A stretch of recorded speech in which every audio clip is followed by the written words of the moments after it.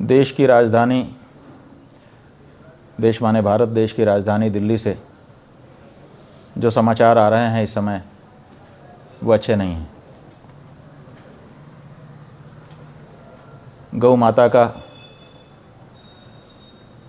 मांस दुकानों पर बिकता हुआ लोगों को उपलब्ध हो रहा है और जब उस दुकान से मांस को पकड़वाने के लिए लोग शिकायत कर रहे हैं तो कुछ लोग आकर के खड़े हो जा रहे हैं और वो हल्ला मचा रहे हैं कि बड़ा अन्याय हो रहा है।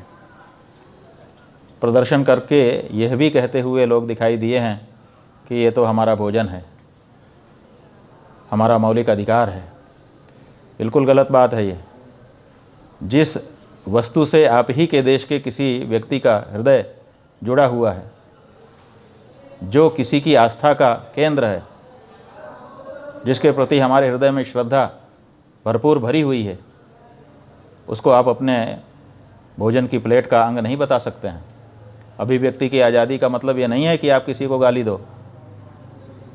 इसी तरह से भोजन की आज़ादी का मतलब ये नहीं है कि किसी की आस्था जिससे जुड़ी हुई हो उसको आप काट काट करके खाने लग जाओ। ये भारत देश में गलत परंपरा बन रही है। केरल आदि राज्यों में जब ये होता था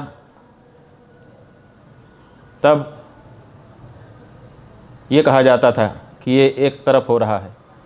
अब तो दिल्ली के केंद्र में ये सब दिखाई देने लगा और वहाँ पर दिल्ली के केंद्र में बैठ कर के लोग गौ मांस के भक्षण का समर्थन करने के लिए उत्सुक दिखाई दे रहे हैं। जब ये वामपंथी अपनी विचारधारा को इस तरह से सार्वजनिक रूप से प्रकट करने के लिए सामने आ सकते हैं तो दक्षिणपंथी गौ माता के भक्त, गौ माता के प्रति श्रद्धा और आस्था रखने वाले लोग क्यों चुप बैठे हुए हैं?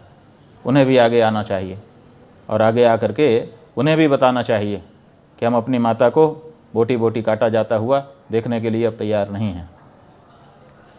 भोजन की आज़ादी का मतलब यह नहीं है कि हमारे हृदय में जिसके प्रति श्रद्धा है उसको काट काट करके आप हमारे सामने खाने लगो।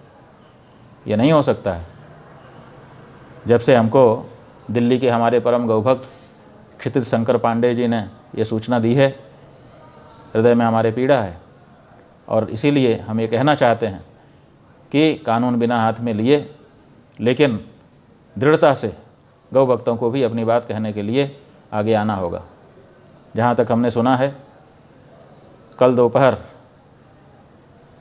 माने रविवार की दोपहर दिल्ली में गौ भक्तों का भी प्रदर्शन है।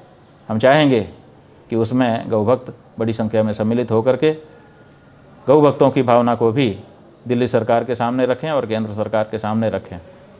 दिल्ली की सरकार और केंद्र की सरकार इस मामले में दृढ़ता से आगे आए और हम गौ भक्तों की भावना का संरक्षण करें, अन्यथा पीड़ा गहराती जाएगी जिसका कुफल ही होगा, सुफल नहीं हो सकता है।